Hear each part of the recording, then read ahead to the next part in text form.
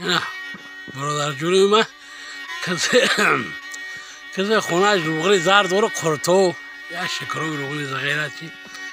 نه در این حوض میگن که دورنده بخو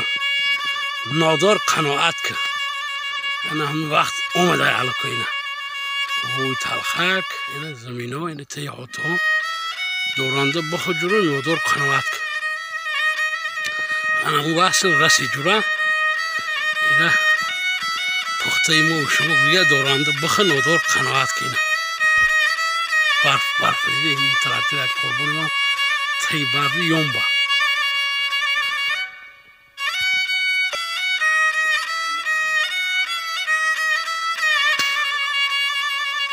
برادران دلخوشی گوزکو در روز برف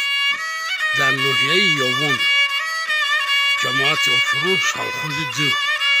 یک کسانی میگه که رسیه نمید رسیه خنکه بیاید خنکه در تاجیکستان ببینه 3 روز چید برف به استانافکه زده است اینا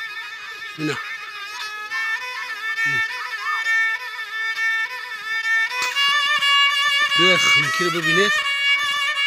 چنان خنکه که امروز 29 فوریه جورا دیوم روشید برف من نمیشه شروع که برف فایز برکت خود چه داره زمین باشه کورپای سفیده با برق کدینه اینا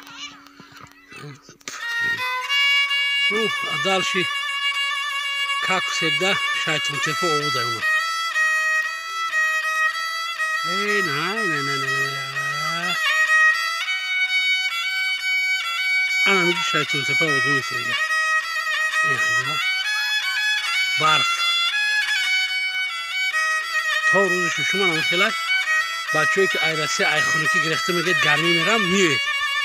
همونجا بسته همه جا همون خیلی که اینا درخت رو بی انا در خیلی پگاد جورا 3 نمود حیوان خورک نمیخورم یکی میامی گرگ دویم سگ سیمشان هم دخترایی که مینی یوب کنبشان خورک نمیخورم باقی تنسیحات سلامت خانه بود